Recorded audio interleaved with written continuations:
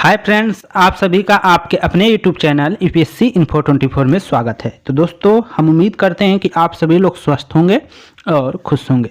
Friends, ये जो video है पीजीटी हिस्ट्री का प्रैक्टिस सेट 120 है। तो अगर आप टीजीटी, पीजीटी, अल्टीग्रेड, जीआईसी और असिस्टेंट प्रोफेसर की तैयारी कर रहे हैं हिस्ट्री सब्जेक्ट से, तो ये वीडियो आपके लिए है। आज का जो क्वेश्चन है दोस्तों 55 नंबर से शुरू होगा, जो वीडियो का पहला नंबर क्वेश्चन है। क्वेश्चन को देखते हैं हम। ये क्वेश्चन आपका पीजीटी 2000 में पूछा गया है। क्वेश्चन है, महावीर की शिक्षा का विशेष क्या नाम है। तो ये बताना है कि महावीर जो द्वारा जो शिक्षा दिया गया है उसका विशेष क्या नाम है। ऑप्शन ए 4 आर्य सत्य, बी ए चतुर्यार्म, सी ए पंच महायज्ञ, डी ए पंच महाव्रत। तो आंसर क्या हो जाएगा? डी सही हो जाएगा आपका, पंच महाव्रत। तो महावीर की शिक्षा का विशेष नाम क्या है? तो नाम है पंच महाव्रत। आंसर आपका डी सही होता है। व्याख्या देखिए थोड़ा सा। महावीर की शिक्षा का विशेष नाम पंच महाव्रत है, जो इस प्रकार है: अहिंसा, सत्य, अस्तेय, अपरिग्रह एवं ब्रह्मचर्य। प्रथम चार आर्य जो है, प्रथम जो चार व्रत है उसको किसने किया था प्रचलित? तो पारसनाथ के समय से ही प्रचलित था, जिसमें क्या था, जो प्रथम चार व्रत थे वो आर्य जो है वो पारसनाथ के समय प्रचलित थे, जिसमें क्या है, अहिंसा, सत्य, अस्तेय और अपरिग्रह। अपरिग्रह जो थे वो क्या है कि आपके पारसनाथ के समय ही प्रचलित थे। लेकिन महावीर ने पांचवा जोड़ा था। यहाँ से क्वेश्चन पूछा जाता है कि महावीर ने व्रतों में कौन सा व्रत को जोड़ा था। तो पांचवा व्रत कौन थे? ब्रह्मचर्य को उसने 4 व्रतों में जोड़ दिया था। तो ये याद रखिएगा, यहाँ इंपॉर्टेंट यही क्वेश्चन है। तो महावीर ने इसमें पांचवा व्रत ब्रह्मचर्य को जोड़ दिया था। आगे देखते हैं अन्य महत्वपूर्ण तथ्यों में। गृहस्थ जीवन व्यतीत करने वाले जैनियों के लिए इन्हीं व्रतों की व्यवस्था थी, परंतु उनमें कठोरता कुछ कम थी।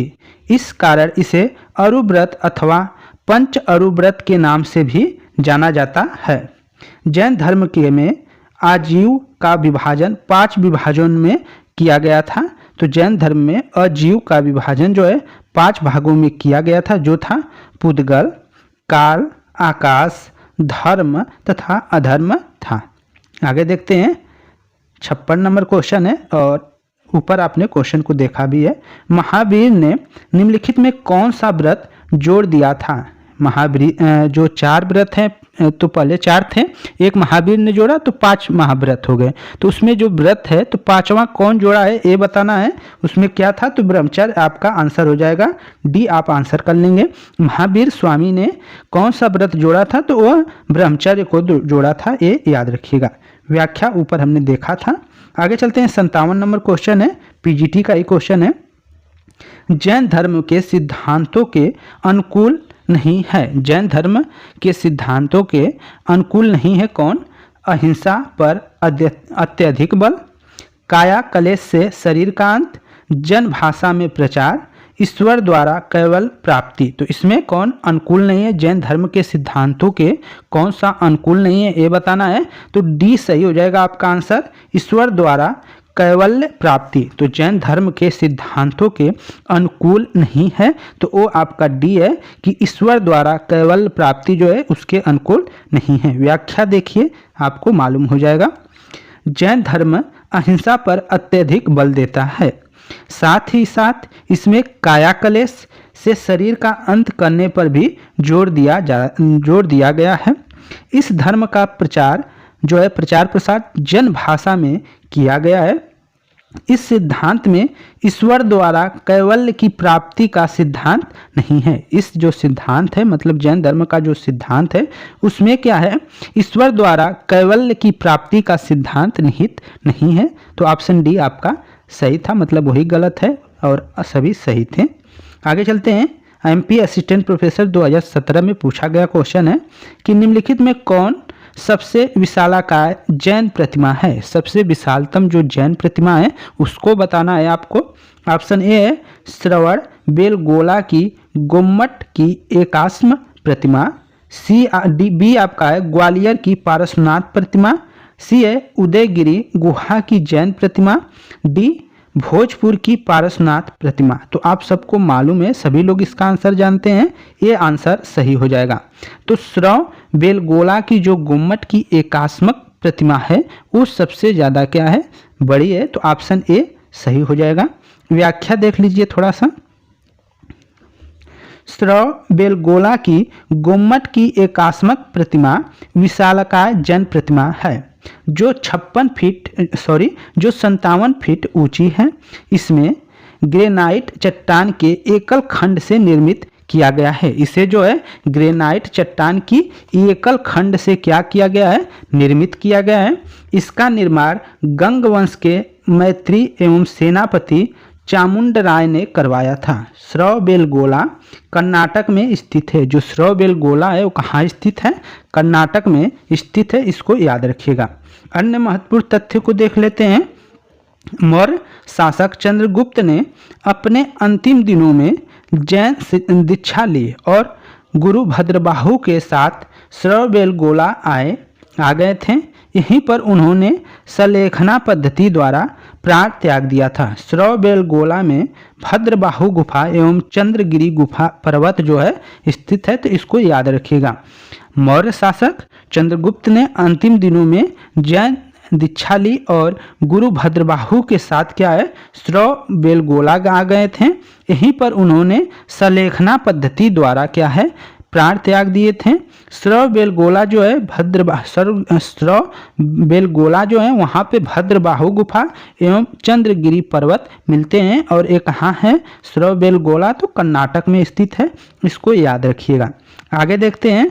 59 नंबर क्वेश्चन है, निम्नलिखित में कौन सा दर्शन जैन दर्शन से साम्य रखता है। मतलब जैन दर्शन के समान कौन सा दर्शन है, न्याय दर्शन रखता है, सांख्य दर्शन रखता है, या मीमांसा दर्शन या वैशेषिक दर्शन रखता है। तो आंसर आपका बी सही हो जाएगा दोस्तों। सांख्य दर्शन जो है वो क्या है, जैन दर्शन से क्या है, साम्यता रखता है, तो ऑप्शन बी आपका सही है।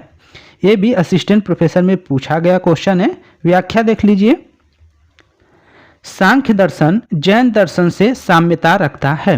जैन दर्शन के समान ही सांख्य दर्शन में भी पुनर्जन्म के सिद्धांत को स्वीकार किया गया है। मतलब जैन धर्म में जैसे पुनर्जन्म को स्वीकार किया गया है, वैसे सांख्य दर्शन में भी पुनर्जन्म को क्या किया गया है, स्वीकार किया गया है। इसी प्रकार प्रमाणों के संदर्भ में भी जैन दर्शन के समान सांख्य दर्शन में भी प्रत्यक्ष, अनुमान तथा शब्द प्रमाण को स्वीकार किया जाता है। अन्य तथ्य को देखते हैं। महर्षि कपिल को सांख्य दर्शन का प्रतिष्ठापक आचार्य माना जाता है, संस्थापक माना जाता है। तो महर्षि जो कपिल हैं उनको क्या है, सांख्य दर्शन का प्रतिष्ठापक आचार्य माना जाता है। कहा जाता है कि उन्होंने सांख्य सूत्र नामक ग्रंथ की रचना की थी। सांख्य सूत्र नामक ग्रंथ की रचना किसने की है, तो महर्षि कपिल मुनि ने की है, इसको याद रखिएगा।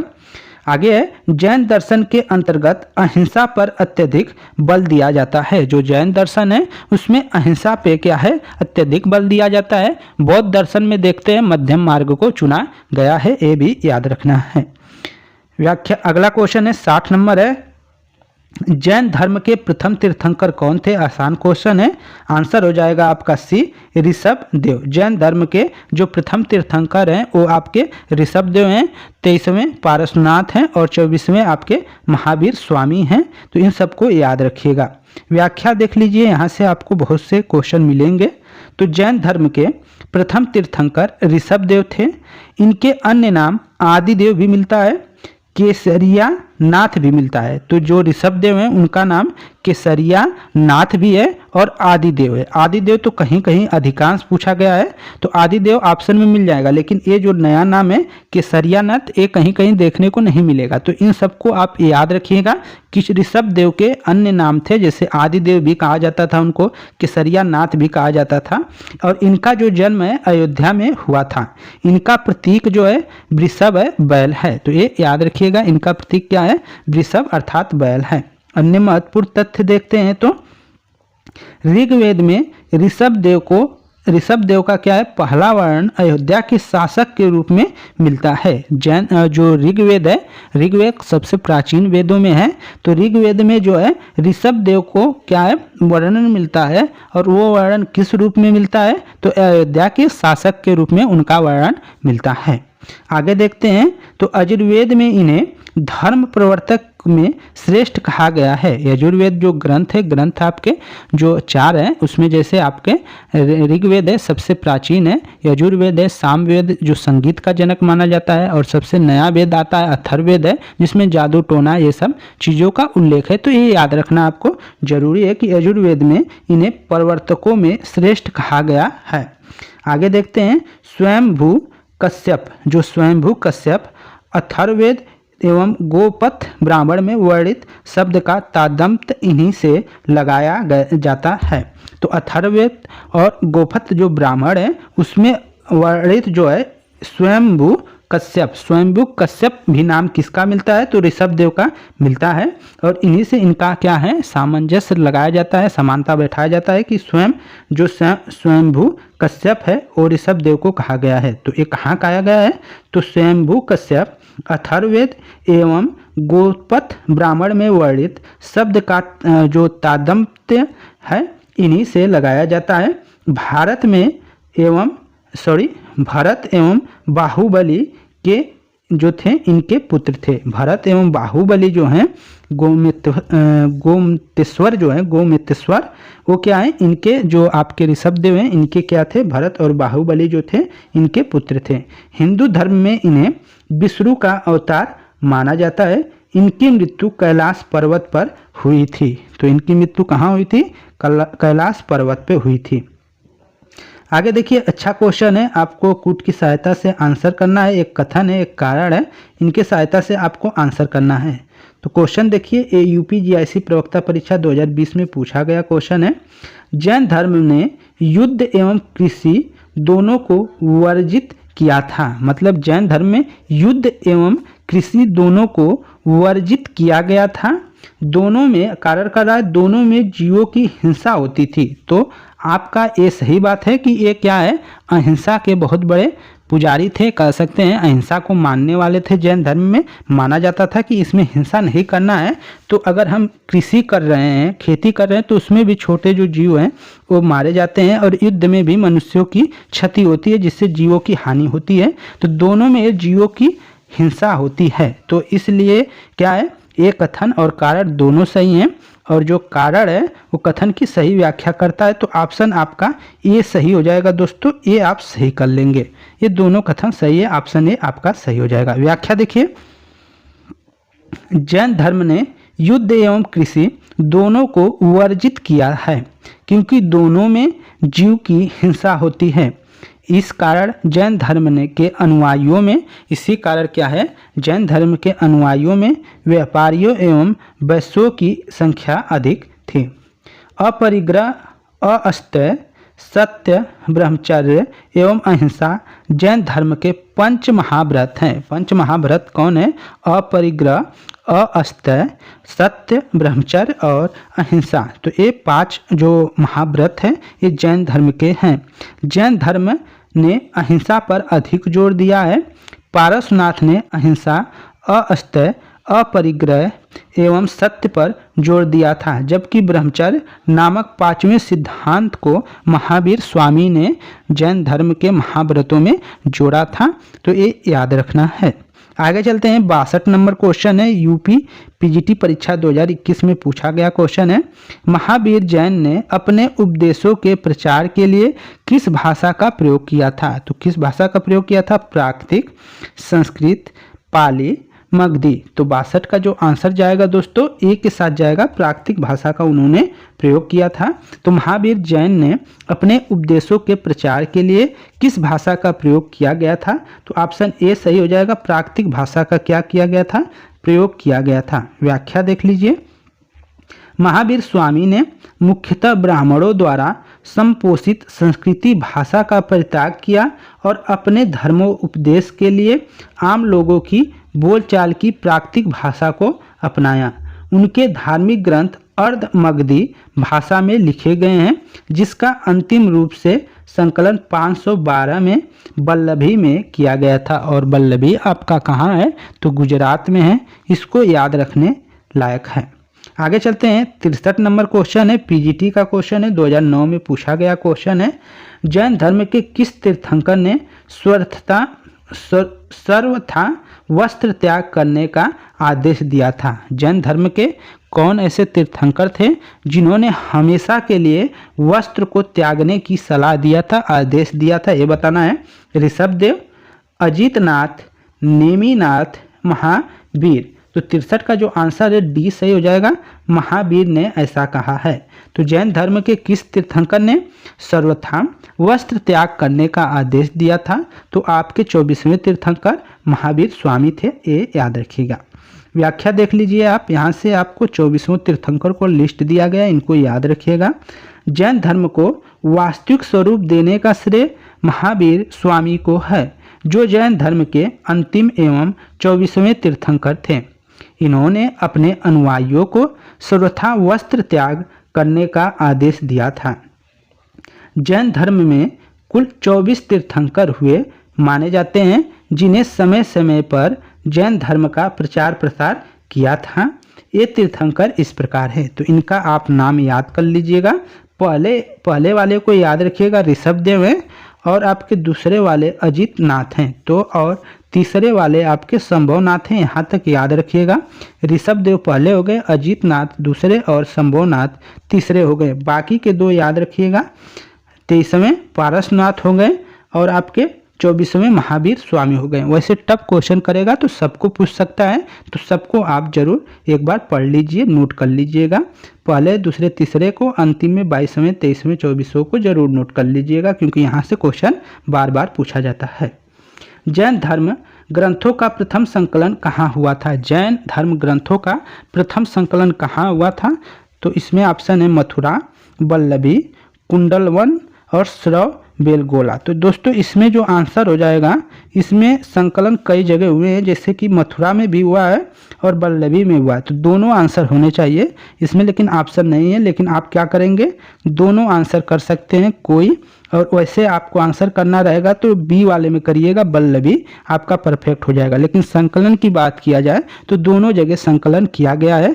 तो प्रथम संकलन मथुरा में और उसी समय आपका वल्लभी में भी हुआ था। अब व्याख्या देख लेंगे तो थोड़ा सा क्लियर हो जाएगा। तो ऑप्शन ए और बी दोनों सही होने चाहिए, ये आपको याद रखना है। व्याख्या देख लीजिए आप। पाटलिपुत्र में हुई प्रथम जैन सभा में सर्वप्रथम जैन धर्म ग्रंथ अंगों को संकलित किया गया था। इस सभा के बाद दो भिन्न भिन्न व्यक्तियों की अध्यक्षता में दो अलग अलग स्थानों पर सभाएं संपन्न हुई। पहली जो है आर्य स्कंदिल की अध्यक्षता में हुई थी, जो मथुरा में, तथा दूसरी जो है नागार्जुन सूरी की अध्यक्षता में वल्लभी में हुई थी। तो दो समितियां एक ही समय हुई थी, भिन्न भिन्न स्थानों पे दो लोगों द्वारा। तो उसमें जो हुई थी संगति कह सकते हैं या सभा कह सकते हैं।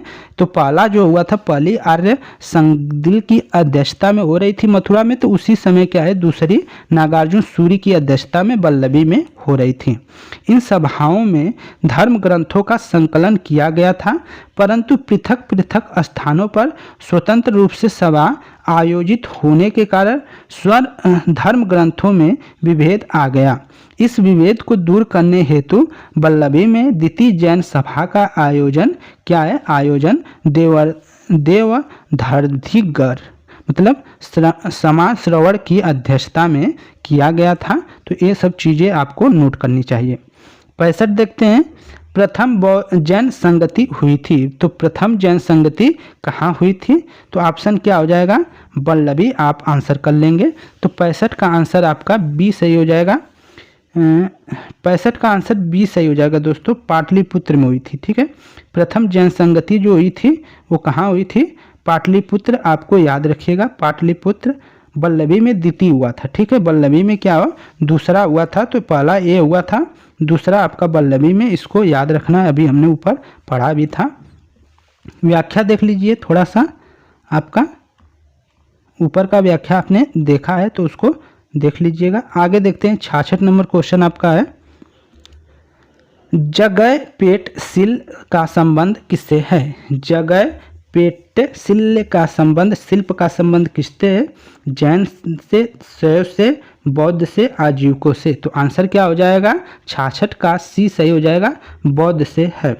जगह पेट जो है शिल्प का संबंध किससे है? बौद्ध धर्म से है, इसको याद रखिएगा। व्याख्या देखिए थोड़ा सा।